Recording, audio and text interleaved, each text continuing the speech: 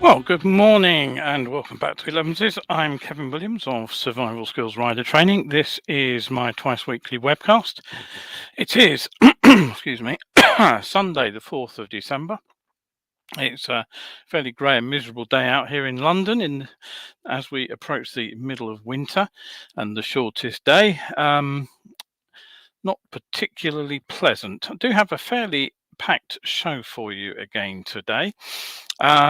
We have a story about two biker gang members who have been found guilty of manslaughter.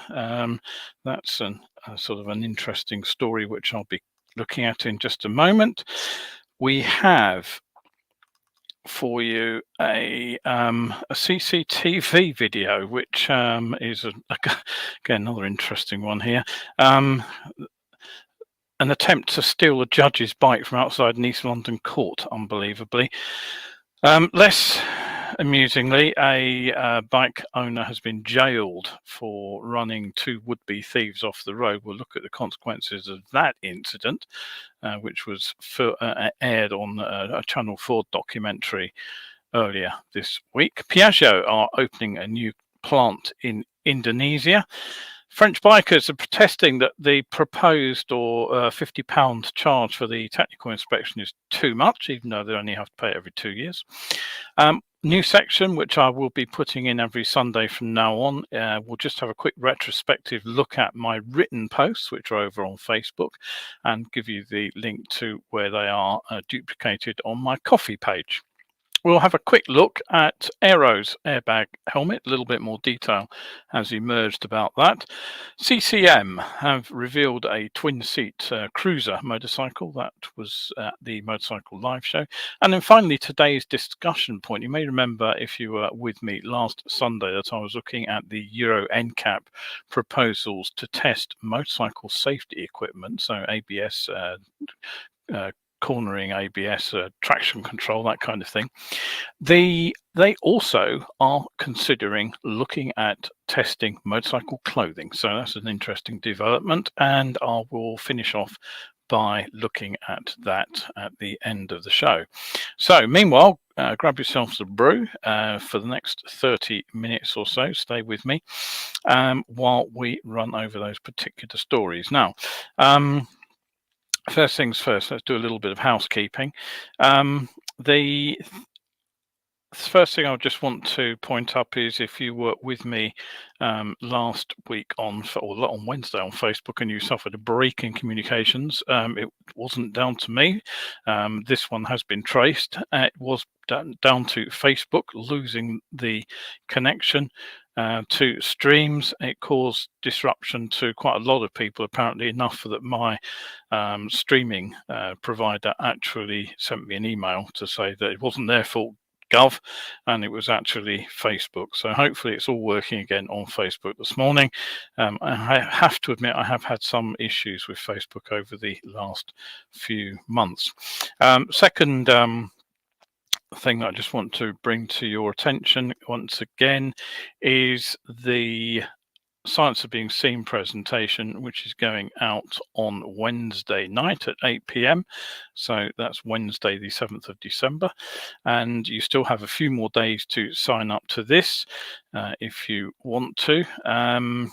The presentation is a science-based investigation. So, what I'm working on with my presentations is genuine research, not just hearsay or opinions. It is actually the result of real research. It got a full write-up on the Devitz website last year. That's the graphic that I've just put up.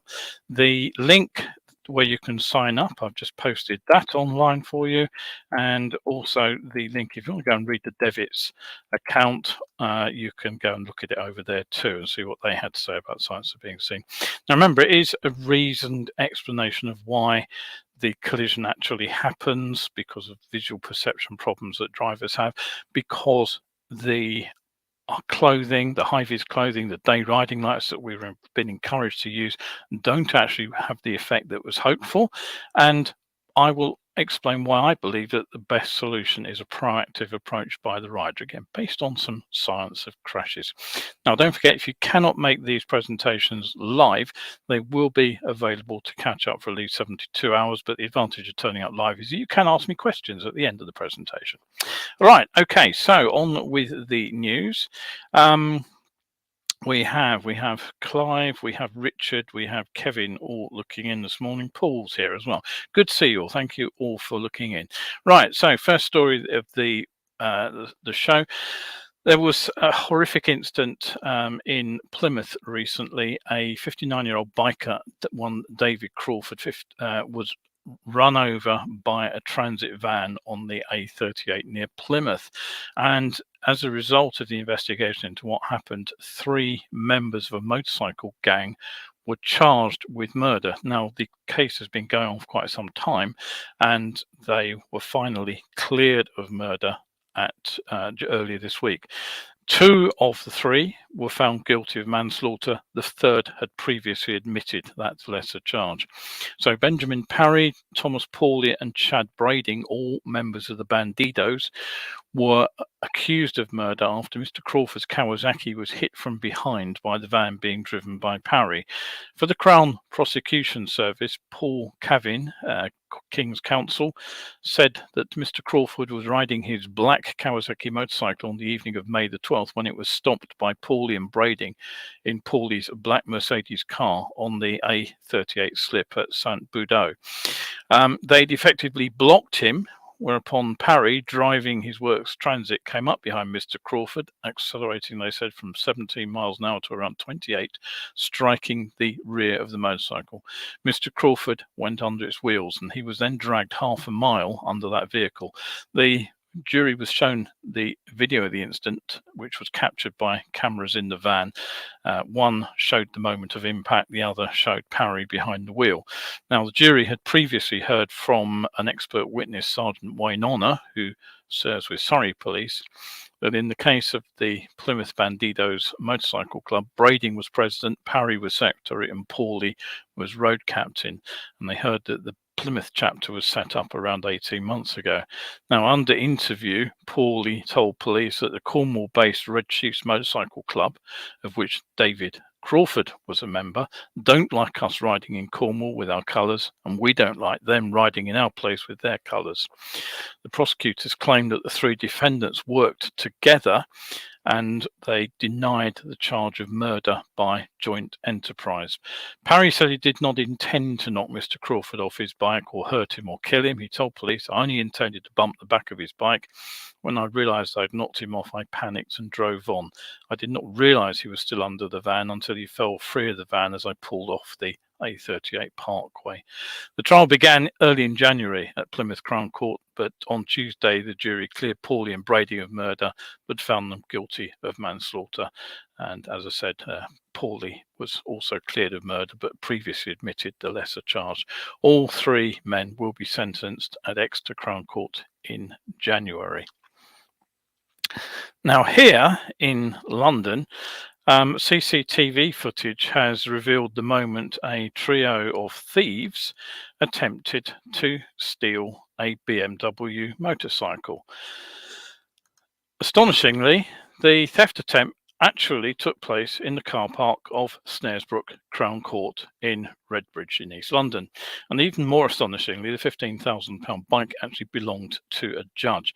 Now, the attempt failed when the security guards closed the site's gates, despite being threatened with a machete, leaving the 3 with no escape except to climb a fence. And last week, Deondre Rogers Barrett, 19, and Shay Hollis, 18, appeared at Wood Green Magistrates Court. Now, the Met actually released a video of the incident, which hopefully you will now be seeing.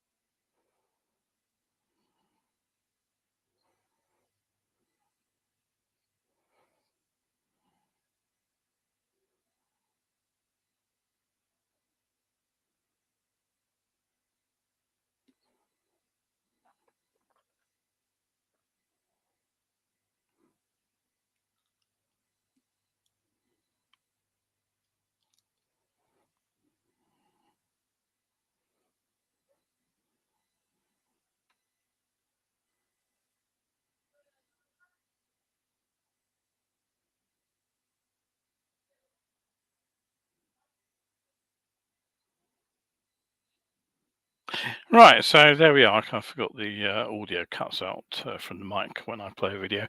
Now you can see what happened there. They attempted to make off with this BMW R1250 GS Adventure TE Rally. That was on April the 16th, 2021. They abandoned the BMW as well as mopeds and helmets, plus a machete, which they'd used to threaten the security staff on the court grounds, and they dumped an ankle grinder too before climbing over the fence and fleeing on foot. Now this is where it gets really interesting, because Rogers Barrett then called the police 90 minutes after the robbery, claiming he had personally been robbed at knife point of the moped and his mobile phone before the robbery at Snaresbrook. The claims were later disproven by police who looked at CCTV footage from the reported robbery location. It didn't happen, basically. The pair were arrested on May 27th, 2021, after items at the scene were linked forensically to Rogers Barrett and Hollis. Now, Rogers Barrett was sentenced to 21 months imprisonment, suspended for 18 months, and ordered to complete 25 days rehabilitation activity. He was also given a 3-month curfew, monitored by an electronic tag, and ordered to pay £500 compensation to the victim. He had previously pleaded guilty to robbery and not guilty to affray. Meanwhile, Hollis was sentenced to an 18-month supervision order. He was ordered to pay £500 compensation to the victim, as well as carry out 12 hours of unpaid work. And he had previously pleaded guilty to robbery, criminal damage, threatening a person in a public place with an offensive weapon, and affray. Over to the Met, PC Ian Croxford from the Operation Venice team said, "This is a fine example of good police work from our team, using skills and resources from across the Metropolitan Police Service to bring 2 offenders to justice. They were intent on stealing a valuable motorcycle in an attempt that can only be described as brazen and audacious. To ride into the grounds of a Crown Court and try this shows a flagrant disregard for the law."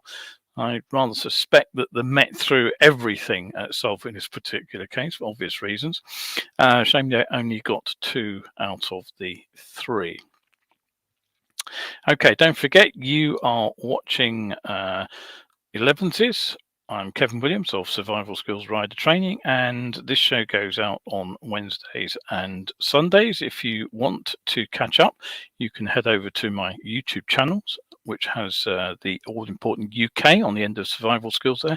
Don't miss that UK off, or you won't find my channel. All the old episodes are over there, much easier to track them down than on Facebook. And if you did miss that 20-minute break in the previous show, that is the place to go. If you just scroll forward about 20 minutes into the show, you'll appear at the point roughly where transmission was lost. So head over there and you'll get the old shows. Right, so okay, new story then. The dangers of acting on your own to protect your own property were brought into fairly sharp perspective in the case of Adam White. Now, he was jailed for 22 months in February after causing serious injury by dangerous driving when he ran 2 prospective burglars off the road in his car. Now, White and his wife Lindsay appeared on the Channel 4 TV show 24 Hours in Police Custody, and that aired on Monday night. Now, what happened was that Benford and Taylor had been armed with a crowbar and bolt cutters, and they attempted the burglary of Mr. White's home in Leighton Buzzard in 2019. They targeted the home where he was with his wife and their 2 children after posing as buyers for a motorcycle which Mr. White had been advertising online. But Mr. White spotted the 2 masked men as they attempted to break into the family garage, and after chasing them off in the property, he jumped into his Mercedes 4x4 in pursuit, and the 2 vehicles collided out on the road, and Taylor Benford and Ryan Paul, both aged 25, sustained serious injuries after being thrown from the motorcycle, including a fractured skull, bleeding on the brain, and broken bones. Now, when they went to court, the judge said their injuries will actually make it too hard for them in prison, and he gave them suspended sentences and 200 hours community service after they both pleaded guilty to the attempted burglary. Yet the pair were later apprehended illegally driving a car in a stop and search operation, which led to Benford being charged with going equipped for theft. If they are fit enough to get in a car and do that, but not face prison time for their actions, it does make you feel like it is a slap in the face, Mr. White was quoted as saying. But he regrets his spur of the moment decision to chase them. My actions were my actions, he said. I shouldn't have left my house, and I've had to pay the price for that. The incident left the family in financial difficulties. Following his arrest, he lost his job. He had to pay £50,000 in legal fees. He spent his savings, then took out loans and used credit cards to pay for his defence. But following the airing of the show, a crowdfunding page has been set up, and so far it's raised £160,000 to help out, which is fairly remarkable. I'm sure that story will produce a lot of comments. I'm always happy, of course, to hear anything you have to say. I will try to get back to you during the show if I possibly can. If I can't do it during the show, I will get back to you at the end of the show. So if you've any thoughts on that, I'd be interested to hear them. I obviously have my own opinion. Let's hear what you have to say. Right, now, if you were building motorcycles, where would you want to build a new factory? Well, the answer is that Indonesia is actually a pretty good location, because the country in Southeast Asia is not only the world's third largest two-wheeler market in the world, with over 5 million motorcycles in use. It's also, of course, reasonably close to India and China, which are the first and second largest markets, respectively. And it turns out Piaggio have indeed been making major strides in sales in Indonesia. They're up 61% last year alone. So last month, the Piaggio Group duly announced that a 55,000 square meter production plant has just opened near Jakarta, and it will manufacture Vespa scooters for the local market. Now, I believe it's Piaggio's 7th bike building facility. They've got 4 in Italy already building Piaggio, Vespa, Aprilia and Moto Guzzi scooters and motorcycles. The other are in India and Vietnam, and there's also a research and development center in China, oddly enough. And the company also has a robotics division, which is based in Boston, Massachusetts, in the USA. Now, over to France. Now, if there are no more twists and turns to the plots which have seen the requirement implemented, then withdrawn several times, the equivalent of the UK's MOT is due to be introduced for motorcycles over 125 next year. The control technique roadworthiness test will be a requirement for all 2- and 3-wheeled vehicles. The inspection will be due before the machine's 4th birthday, and then every 2 years after that. Now, as I mentioned on Wednesday, bikers in France have been staging mass protests over this forthcoming technical inspection, because it's something French riders had not previously been subject to. Now, one objection was that the inspection simply repeats the kind of checks that all riders make before they ride their bike. Now, frankly, I find that claim a little bit incredible. I'm sure that many riders do keep a good eye on their bike. They do check them over, but not all faults are obvious. I mean, it takes a reasonably in-depth check, for example, to spot a wheel bearing which is starting to fail. When it lets go, you'll know all about it. It happened to me years ago. But how many of us really go into enough checks to be doing something like taking the bike weight off the wheel and checking wheel bearing? Very few, I would doubt. But some checks are a lot more obvious without any need for a technical inspection. For example, riders do push their luck with things like tyres. Now, I've not ridden in France for a couple of years, but one thing I am used to seeing over there, which you don't see in the UK anything like as often, particularly in south of France, are bald tyres. Now, that's one I snapped on the front of a sports bike. It was a GSXR, and that was a couple of years ago. And you can see there's not only worn the tread out, it's actually gone through the tread material in several places. So you're going to be down to the canvas on that bike literally in a few miles. Now, most riders are, of course, a lot more sensible than that, but it does mean that there are always a few machines like that which may be picked up with a technical inspection. Now, another more reasonable objection is that the cost will hit people in the poche de pantalon. Now, at a protest last week, Fédération Française de Motards en Colère, a spokesperson said, "We are not going to pay €30 to have someone do this every 2 or 4 years. It's absurd." Well, how much is it likely to cost? Well, the latest update, which came out on Thursday, the 1st December, is that the Transport Ministry is planning to introduce a simplified two-wheeler control technique inspection from June 2023, which they hope will cost less than €50. Now, even if the cost is between 30 and 50 or even up to 70, as some experts suggest it would have to rise to, it's still cheaper than the equivalent inspection for a car. And I really do wonder what the French would make of our own testing schedule, with the first MOT, of course, due when the bike's 3 years old, and then yearly after that. And frankly, that price is still a lot cheaper than a new tyre. Right, okay, now couple of comments have come in. Kevin's looked in as well. Good morning, Kevin. Richard says, dreadful what happened to Adam. I suggest he should have given a no comment interview. Yes, that was one thing that possibly he would have been wise to have done. And then they would have had to have proven circumstances and intentions. Absolutely right. Yes, he said he was basically, he had nothing to hide, so he talked. And Richard also says, surely regular checks are a good thing, which I would agree. Honestly, as I just said, I don't think it's a lot of money to spend, and it might pick up something that the average rider won't spot. Okay, now just in case you missed it, this is the a new section which I'm going to drop into every Sunday show, and I will be looking retrospectively at last week's posts and videos which I run on Facebook. They're also dual posted over onto my Ko-fi page, where you can, of course, support me if you feel that you want to.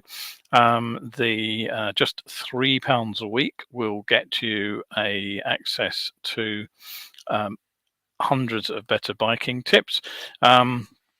The archive over there goes back to 2014, so you can work out 2 posts a week, just how many posts are actually in that archive.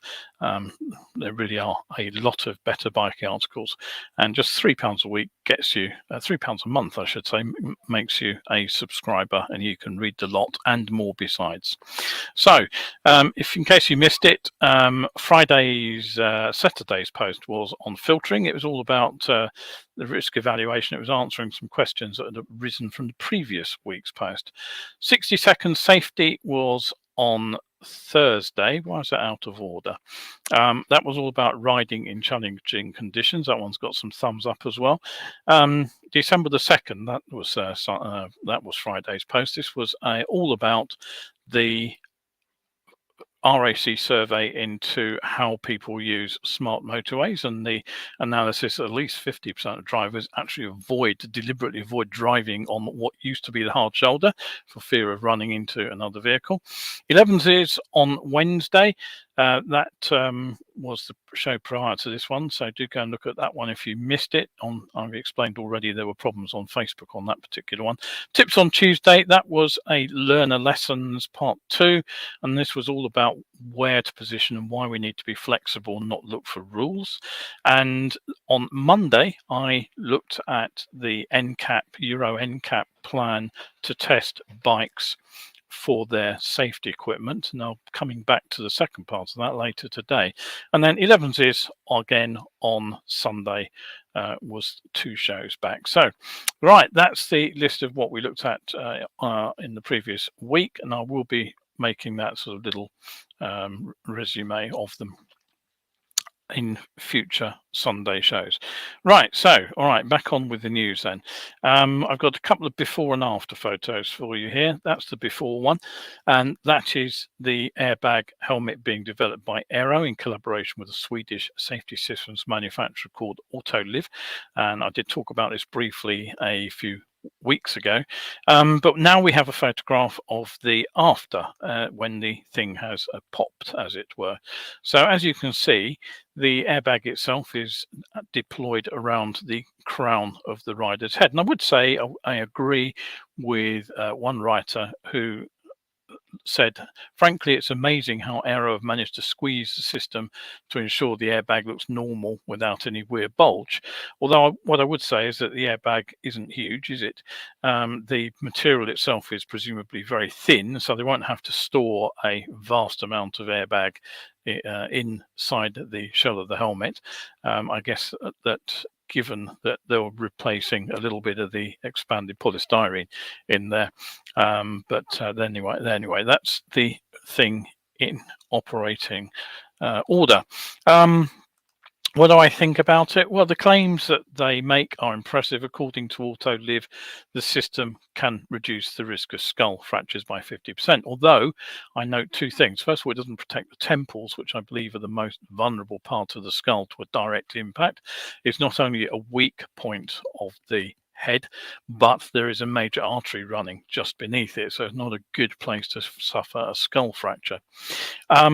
The temple often gets flagged up, you may recall, as a problem area in the sharp tests, and many fatal bike head injuries are also due to brain shear and not fracture. This is caused by the basically the head spinning very quickly and the brain struggling to keep up. And as it turns, sometimes called the onion skin effect, the brain turns more slowly and it rips the various arteries apart inside the brain, causing a lot of bleeding. So a 50% reduction in the risk of a fracture won't necessarily translate into a 50% lower risk of death. But my guess is that many riders actually will kind of jump to that conclusion. Personally, since Autoliv are also the suppliers of the product, I would like to see some independent assessment from science researchers on just how effective that is. Okay, anything else I wanted to say before I move on to the next story? No, I think that was it. 600 cc's, 55 horsepower, 146 kilograms, or 292 pounds if you prefer. A seat height of 765 millimeters, or 30.1 inches, and a price of £11,985 on the road. Now, those are the basic stats behind CCM's new cruiser, which was revealed at Motorcycle Live this week. There's a photograph of it. Now, Alan Clues began building race bikes back in 1971, hence the Clues competition motorcycles name. And whilst these are technically road bikes, the current range of CCM machines is best described as minimalist. The new models based on the frame, the 18-inch XL spoked rims, the J. Chuan brakes with dual-purpose tyres fitted to those wheels, plus the upside-down Marzocchi forks and the monoshock from the existing flat tracker, and even extending the rear subframe to create the pillion perch doesn't change the bike dramatically. You can see there the single cylinder motor that comes from SWM in Italy. It's based on a Husqvarna design. I believe it's built in China. Power seems to have dropped away a little. 62 horses was claimed for the bike last year, but it's down to 55, which is a sort of more than 10% cut actually. Presumably that's for Euro 5 emissions. Possibly it's also to de-stress what's not always been reported to be an entirely reliable motor. Now, frankly, I've always been a bit of a fan of singles. but I've ridden one of the older Husqvarnas that motor was actually derived from, and I have to say the motor was pretty damn mental. It also vibrated quite a lot, so I cannot believe that cruising 2-up will be that bike's forte. Personally, and much as I would like to support a British bike builder, if I had the cash, I would be spending £7,000 on the new Hornet, and I'd put the other 5 towards riding the thing, on a ruddy good holiday. So I wish them success, but I'm afraid it's not for me. Now, okay, into the last leg of the show. As I mentioned last Sunday, I'm returning to the EuroNCAP roadmap for the future 2030. In there was a statement about the possible role that EuroNCAP could play in testing passive safety aids for motorcycles. Now, the document points out that the main rider protection is the use of personal protective equipment and occasionally airbags. And they said, whilst it's compulsory to use helmets in all European countries, the use of additional PPE such as protective jackets, pants or gloves varies largely between different countries and user groups. Now, the document goes on to say, quote, it has been suggested that EuroNCAP could also provide guidance for PTW riders by assessing safety systems like those mentioned above and recommending those with the highest safety impact, starting with a test campaign.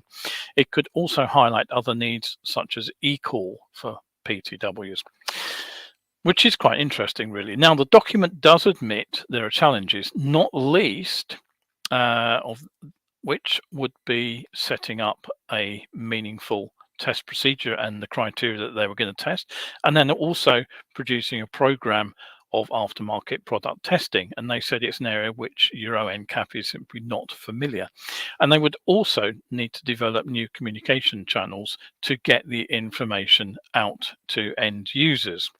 Now, that was all in the document. So what did I think about it? Well, 2 things grabbed my attention. The first thing was that the document said that helmets must meet safety standards, but they said the Consumer Information Programme, SHARP, that's the one run by the UK's Department for Transport, incidentally, has shown, quote, that despite these standards, there's a large difference in performance between the lowest and best performing helmets. Now, I'm really not sure that's true, because it does depend where you start on the scale.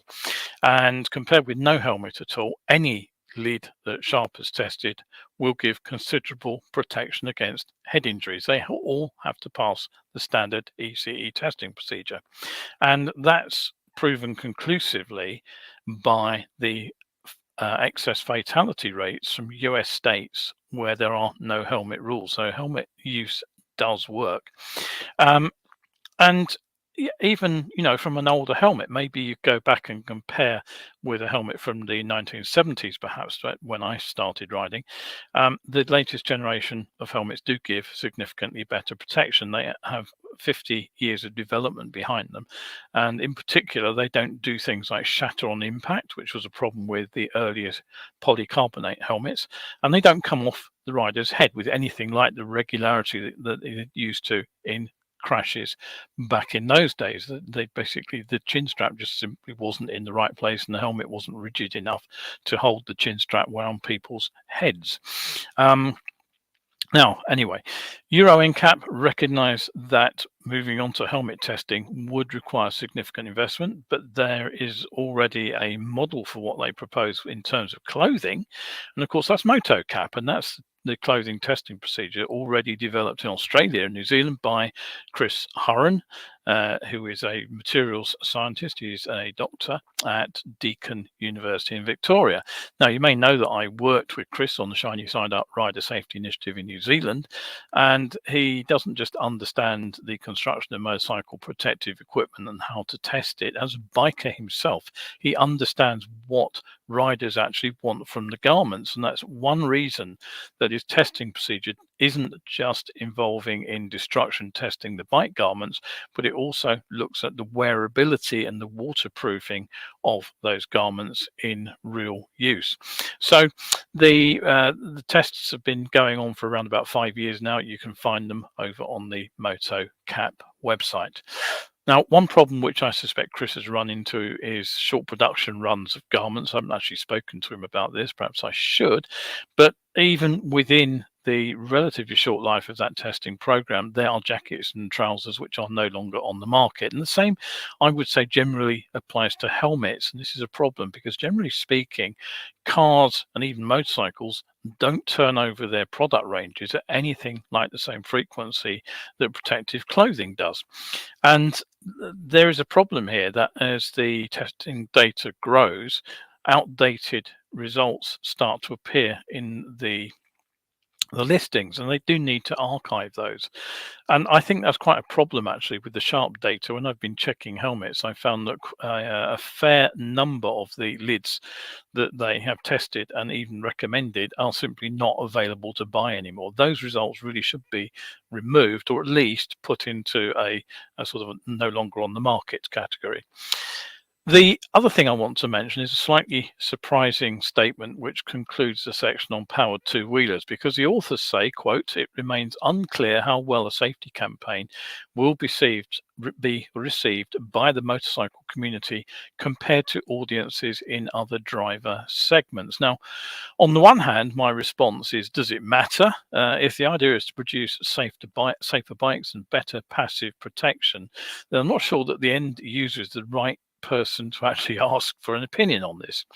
Um, there are still people riding bikes, and some quite influential people too, who argue that ABS takes away rider control. I'm sure we've all heard people saying that. Well, it might do, just conceivably, when we are talking about the most skilled riders, but I'm sure it's saved the bacon of many of the less committed and lower skilled riders from crashing far more than it's ever caused a skilled rider a problem.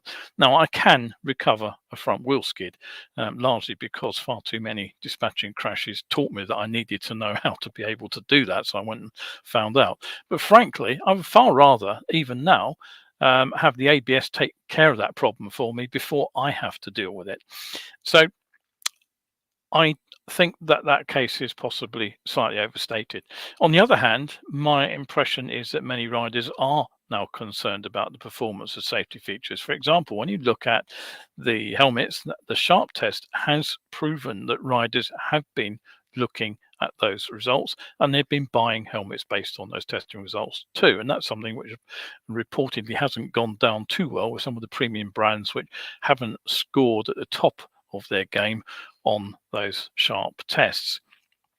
And I would say that riders have been very keen to adopt body armor over the years, and there's certainly a lot more awareness of the CE standard for bike clothing as a result of the compulsory testing that's led to the AAA and AAA standard. And there is increasing interest in the use of airbags. They're fairly regularly discussed on the bike forum that I'm on, for example. Now, the problem I would say is that the riders have is that those standards, those testing procedures, the results that they produce are actually very difficult to reference to real world impacts. Now, it's easy enough to find a design specification for something like level 1 and level 2 body armor, but trying to find out what the difference will make in a real crash is next to impossible. There's simply no accessible information available to end users. So there are always, of course, going to be some riders who are totally disinterested in anything other than the price, and some will claim that testing will increase the cost. Although the fact is that it's certainly not been the case with the mandatory CE testing for protective clothing. And if anything, body armor prices, I would say, are lower than they have ever been. So if you do want to take a look at the document, you can find it, and I'm just about to put the link up for you. It is here. There it goes. It's just coming up. Right, so we have a couple of comments. Paul says EuroNCAP, agree 100%. look out for the manufacturing guide from EuroNCAP, which we launched on 14th of December. Well, that's news to me.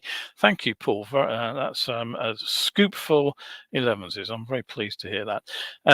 Kevin Paul says where there is a new CE standard for helmets, superior to Sharp, as some lids are only strong in Sharp test impact areas. I've heard that claim made. I don't know whether there's any truth to it at all. It's been put about by the premium motorcycle manufacturers that helmets were being made to pass the Sharp test and not necessarily provide the testing elsewhere. But remember, Sharp is an add-on to the ECE test. The ECE test ensures that the helmet gets on the market in the first place. The Sharp test gives you more detail about how the helmet performed. So I simply don't believe that claim. I believe that one is disinformation being put about by people who want to sell more expensive helmets. That's my opinion. I'm going to stick to that on that one. So what else have we got? Clive says, agree with safety bike kit take up. Used an airbag for a few years now. And Paul says, helmets not covered by the CE marking legislation. They are covered by the UN ECE 22. Yes, absolutely correct. And it's now on to the 06 level. Right. Okay, so that is it for today. Thank you very much indeed. Just a couple of reminders. Don't forget, if you want to catch up with my Black Friday offers, they are still available till midnight. And the entire list of the week's deals is here, but I will be pulling them at midnight tonight. So do pop over if you want to catch a bargain. There are books, there are online coaching sessions. There's even, I've still got a couple of 2 for the price of 1 training days available for next year.